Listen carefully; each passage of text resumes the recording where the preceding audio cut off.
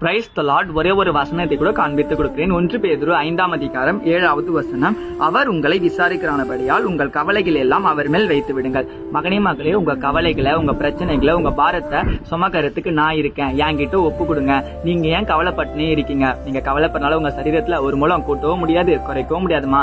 நீங்க முடிஞ்சு போன காரியத்தை நினைச்சு ரொம்ப கவலைப்பட்டுனே இருக்கீங்க. அந்த காரியம் முடிஞ்சிச்சுல, இனிமே நீ கவலைப்படாத. உங்க கவலை போக்கத்துக்கு நான் இருக்கேன். என்கிட்ட ஒப்பு கொடுன்னு சொல்லி ஏசப்பா இன்னைக்கு நம்மள பார்த்து சொல்றாருங்க. இன்னைக்கு உங்க லைஃப்ல நீங்க விரும்பின பர்சன் உங்களை விட்டு போயிருக்கலாம். நீங்க எதிர்பார்க்கிற காரியம் நடக்காம போயிருக்கலாம். உங்க லைஃப்ல நீங்க முன்னேறாதபடி நிறைய தடைகள் கூட வந்திருக்கலாம். அதனாலேயே நீங்க சோர்ந்து போய் நீங்க கவலைப்பட்டு இருக்கீங்கன்னா ஏசப்பா சொல்ற, நீ கவலைப்படாத. கர்ப்பத்தின் கனிக்காக கவலைப்பட்டு இருக்கியா? வேலைக்காக கவலைப்பட்டு இருக்கியா? படிப்புக்காக கவலைப்பட்டு இருக்கியா? வெளியோட எதிர்காலத்துக்காக கவலைப்பட்டு இருக்கியா? எதை குறித்துமே கவலைப்படாத. என்கிட்ட ஒப்பு கொடு, நான் பாத்துக்கிறேன்னு சொல்லி ஏசப்பா இன்னைக்கு உங்களை பார்த்து தான் சொல்றாரு. அதான் வருத்தப்பட்டு பாரம் சொல்றீங்க, என்னிடத்தில் வாருங்கள், நான் உங்களுக்கு இளைப்பாற தரேன். அப்ப ஏசப்பா பாத்துக்கிறதுக்கு தயாரா இருக்கு. நம்ம என்ன பண்ணணும்? ஏசப்பா கிட்ட போகணும். அப்ப ஏசப்பாவை ஏற்றுக்கொள்ற பிள்ளைகளா நீங்க எல்லாரும் மாறும்போது, அவர் விசுவாசிக்கிற பிள்ளையா மாறும்போது உங்க வாழ்க்கையில இருக்க எல்லா பிரச்சனைக்கும் அவர் பதில் தருவார். விசுவாசிக்கிறீங்கன்னா ஆமீன் போட்டுக்கோங்க.